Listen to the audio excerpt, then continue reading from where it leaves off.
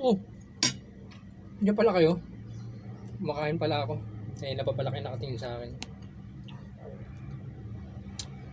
Ang ulam ko pala ngayon na ah, malunggay na may sardinas. Yan.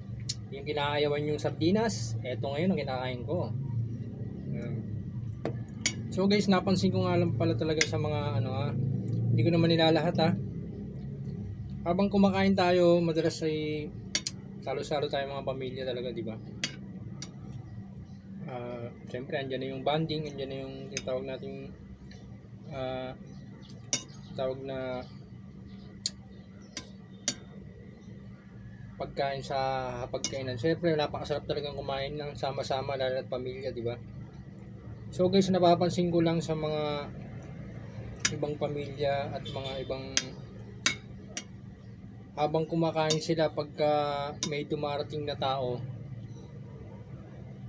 hindi pala sila marunong mang-alok ng pagkain. Yan. Hindi ko naman po nilalahat. Ang sa akin lang po,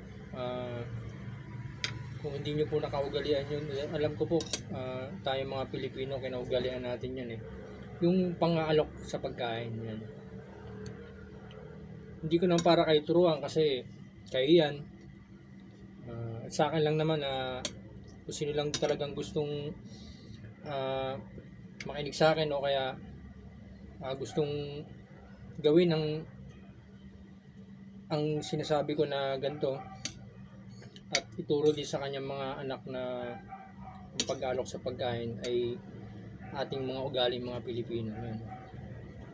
Halimbawa na lang po na meron pong dumating na bisita habang tayo po ay kumakain.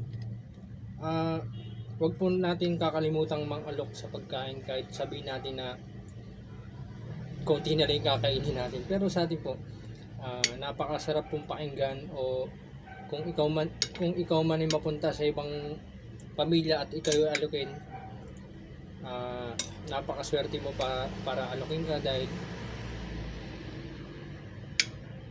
dahil inalok ka sa pagkain, porket inalok ka, kakain ka. Tingnan mo muna kung marami pagkain sila. Pero sa akin lang siyempre,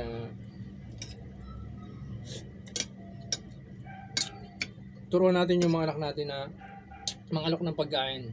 Yan pag may mga dumadaan. Pero minsan naman kasi hindi mo rin napapansin pag may dumaan. Pag may napansin na may dumaan o kaya kakilala mo, alokin mo sa pagkain. Kuya, kain po tayo. Ate, kain po tayo. Ako nga kahit di ko kilala, inaalok ko eh. Importante, inaalok ko sila. Kaya sa mga magulang na may mga anak, palaki nila na ang kanilang anak ay maging magalang at maging rumispeto. Dahil yan ang dadalhin nila hanggang sa paglaki nila kahit saan sila magpunta. Yan, kahit mapaprobinsya man o lugar. Sa atin ay turuan natin yung magandang asal ng ating mga anak.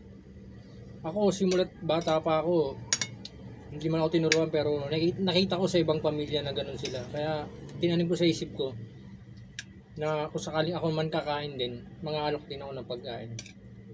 Kung may pagkain sobra, bibigyan ko talaga sila.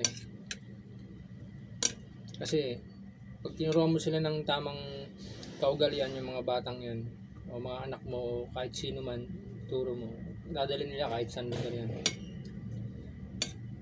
Kaya kain po tayo. Tapusin mo itong nakain ko. Kaya maraming salamat sa panonood nyo. Huwag nyo palang kalimutang i-follow po ko, kaya share itong aking live para sa mga taong gustong makapanood nito at para ma-appreciate nila kung ano yung tamang ipinaparating ko para sa ating mga Pilipino at sa ating karatig bansa. Maraming salamat po. Kaya kayo mga magulang at mga pamilya, gawin niyo na to ngayon din.